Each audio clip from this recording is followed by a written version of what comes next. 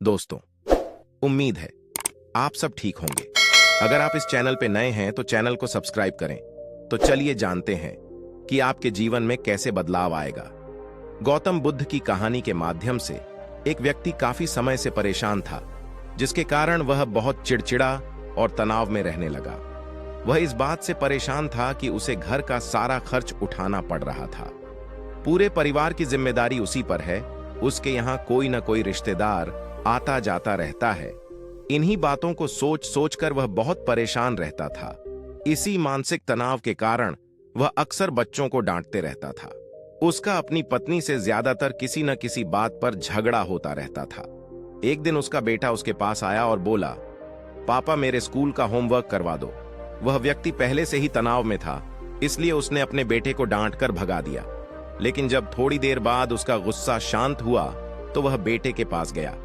उसने देखा कि बेटा सो रहा था और उसके हाथ में उसकी होमवर्क कॉपी थी। उसने कॉपी देखी और जैसे ही उसने कॉपी नीचे रखना चाहा, उसकी नजर होमवर्क के टाइटल पर पड़ी। होमवर्क का टाइटल था, जो चीजें हमें पहले अच्छी नहीं लगती लेकिन बाद में अच्छी लगती है। इस टाइटल पर बच्चे को पैराग्राफ लिखना था। एक लिखना था जो उसने लिख लिया था। उसने क्या लिखा? जिज्ञासावश उसने बच्चे का लिखा पढ़ना शुरू किया। बच्चे ने लिखा, मैं अपनी अंतिम परीक्षा के लिए बहुत आभारी हूं, क्योंकि पहले तो यह अच्छा नहीं लगता, लेकिन उसके बाद स्कूल की छुट्टियां हो जाती हैं। इसके लिए मैं आपका बहुत बहुत धन्यवाद करता हूं। कड़वी दवाइयां जिनका स्वाद खराब होता है, क्योंकि शुरुआत में तो यह मुझे बहुत कड़वा लगता है, लेकिन बाद में यह मेरी बीमारी को ठीक कर देता है। मुझे सुबह जगाने के लिए मैं उस अलार्म घड़ी को धन्यवाद देता हूं। वह हर सुबह मुझे बताता है कि मैं जीवित हूं। मैं भगवान को भी धन्यवाद देता हूं, जिन्होंने मुझे इतना अच्छा पिता दिया, क्योंकि शुरू में मुझे उनकी डांट बुरी लगती थी, लेकिन वह मेरे लिए खिलौने लाते थे, मुझे घुमाने ले जाते थे और अच्छी चीजें खिलाते थे। और मुझे खुशी है कि मेरे पास पिता हैं, क्योंकि मेरे दोस्त सोहन के पिता नहीं हैं। बच्चे का होमवर्क पढ़ने के बाद वह व्यक्ति उठा तो अचानक उसका मन बदल गया। बच्चे द्वारा लिखे गए शब्द उसके दिमाग में बार बार घूम रहे थे। खासकर उसकी आखिरी पंक्ति ने उसकी नींद उड़ा दी। फिर वह व्यक्ति चुपचाप बैठ गया और उसने उसकी परेशानियों के बारे में लिखना शुरू कर दिया। मुझे घर के सभी खर्चों का ध्यान रखना है। इसका मतलब है कि मेरे पास एक घर है और भगवान की कृपा से मैं उन लोगों से बेहतर स्थिति में हूं जिनके पास घर नहीं है। मुझे पूरे परिवार की जिम्मेदारी उठानी पड़ती है। इसका मतलब है कि मेरा एक परिवार, एक पत्नी और बच्चे हैं, और भगवान की कृपा से मैं उन लोगों से अधिक भाग्यशाली हूं जिनके पास परिवार नहीं है और वह दुनिया में बिल्कुल अकेले हैं। कोई न कोई दोस्त या रिश्तेदार मेरे घर आते रहते हैं। इसका मतलब है कि मेरी एक सामाजिक प्रतिष्ठा है और मेरे पास मेरे सुख दुख बांटने के लिए लोग हैं। यह सब विचार आते ही उसने हाथ जोड़ लिए, आकाश की ओर देखा और कहा, हे भगवान, बहुत बहुत धन्यवाद। मुझे खेद है कि मैं आपकी कृपा को नहीं पहचान सका। उसके बाद उसका मन एकदम बदल गया। उसकी सारी परेशानियां और चिंताएं मानो दूर हो गईं। उसे अपने अंदर एक अजीब सी शांति महसूस हुई। वह दौड़कर अपने बेटे के पास गया और सोते हुए बेटे को अपनी बाहों में ले लिया और उसका माथा चूम लिया और अपने बेटे और भगवान को धन्यवाद देने लगे। हमारे जीवन में जो भी समस्याएं हैं, जब तक हम उन्हें नकारात्मक दृष्टि से देखते रहेंगे, तब तक हम मुसीबत में रहेंगे। और जैसे ही हम उन चीजों को सकारात्मक दृष्टिकोण से देखना शुरू करते हैं, हमारा मन एकदम बदल जाएगा। हमारी सारी चिंताएं, सारी परेशानियां, सारे तनाव तुरंत खत्म हो जाएंगे और हम मुसीबत से बाहर निकलने के नए रास्ते देखना शुरू कर देंगे। किसी ने क्या सुंदर शब्द कहे हैं, जो लोग फूल देखना चाहते हैं उनके लिए हमेशा फूल होते हैं। महाभारत के एक संवाद में मृत्यु के बाद सबसे बड़े दानवीर कर्ण की आत्मा ने भगवान कृष्ण से पूछा कि मेरी मां ने मुझे जन्म के समय छोड़ दिया था। क्या यह मेरा पाप था कि मैंने एक नाजायज संतान के रूप में जन्म लिया? द्रोणाचार्य ने मुझे शिक्षा देने से इनकार कर दिया क्योंकि वह मुझे क्षत्रिय नहीं मानते थे। क्या यह मेरी गलती थी? परशुराम ने मुझे शिक्षा दी और सभी ने मुझे श्राप दिया कि मैं अपनी शिक्षा भूल जाऊंगा, क्योंकि वह मुझे क्षत्रिय मानते थे। गलती से एक गाय मेरे तीर के रास्ते में आ गई और मर गई और मुझे गांव के लोगों का श्राप मिला। मुझे द्रौपदी के स्वयंवर में अपमानित होना पड़ा। क्योंकि मेरे साथ किसी भी राज परिवार के सदस्य की तरह व्यवहार नहीं किया जाता था। यहां तक कि मेरी मां कुंती ने भी स्वयं इस तथ्य को स्वीकार किया था कि मैं उनके अन्य पुत्रों की रक्षा के लिए एक पुत्र हूं। मुझे जो कुछ भी मिला वह दुर्योधन की कृपा से मिला। तो क्या यह गलत है कि मैं दुर्योधन के प्रति अपनी वफादारी का ऋणी हूं? श्री कृष्ण मंद मुस्कान के साथ बोले, कर्ण, मैं जेल में पैदा हुआ था। मेरी मौत कंस मामा के रूप में मेरा इंतजार कर रही थी। जिस रात मैं पैदा हुआ उसी रात मैं अपने माता पिता से अलग हो गया था। तुम्हारा बचपन घोड़ों की हिनहिनाहट और धनुष बाणों वाले रथों की छाया में व्यतीत हुआ।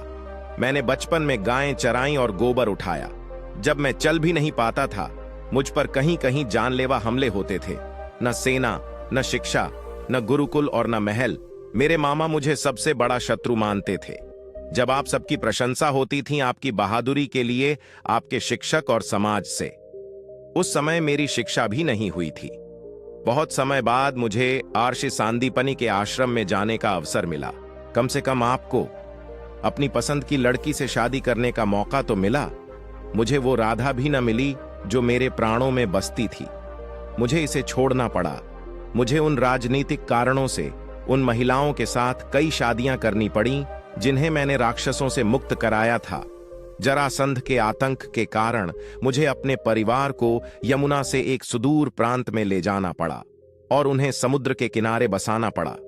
दुनिया ने मुझे कायर, धोखेबाज कहा। दुर्योधन जीत जाता तो जीत का श्रेय तुम्हें भी मिलता, लेकिन धर्मराज के युद्ध को जीतने का श्रेय अर्जुन को मिला। कौरवों ने अपनी हार के लिए मुझे जिम्मेदार माना। हे कर्ण, किसी का भी जीवन चुनौतियों से मुक्त नहीं है। हर किसी के जीवन में सब कुछ ठीक नहीं होता है।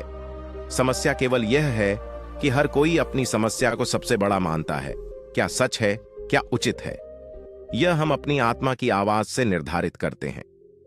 इससे कोई फर्क नहीं पड़ता कितनी बार हमारे साथ गलत व्यवहार किया जाता है। इससे कोई फर्क नहीं पड़ता कि कितनी बार हमारा अपमान किया जाता है। कोई फर्क नहीं पड़ता कि कितनी बार हमारे अधिकारों का हनन होता है। लेकिन फर्क सिर्फ इतना है कि हम उन सभी से कैसे निपटते हैं। जो लोग विपरीत परिस्थितियों में भी सकारात्मक सोचते हैं, उनके जीवन में कई परेशानियां कम हो जाती हैं। ऐसे में हमारे नकारात्मक विचार हमारे काम को बिगाड़ सकते हैं। इसके लिए हमें हमेशा सकारात्मक सोचना चाहिए। इस संबंध में एक लोक कथा के अनुसार एक गांव में दो ऋषि एक छोटी सी कुटिया में एक साथ रहते थे।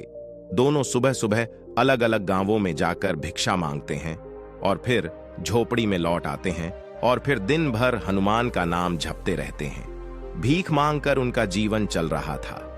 एक दिन वे दोनों अलग अलग गांवों में भीख मांगने निकले।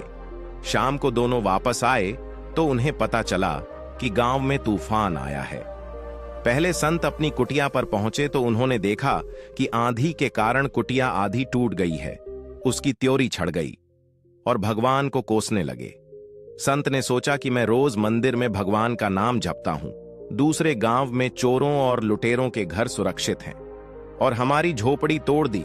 हम दिन भर पूजा करते हैं लेकिन भगवान को हमारी कोई परवाह नहीं है। यह भगवान कितना क्रूर है। वे हम जैसे भक्तों को दुख और दुष्टों को सुख देते हैं। कुछ देर बाद एक अन्य संत भी वहां पहुंचे। उन्होंने टूटी झोपड़ी भी देखी। यह देखकर वह बहुत खुश हुआ और अपना सिर जमीन पर रखकर भगवान को धन्यवाद देने लगा।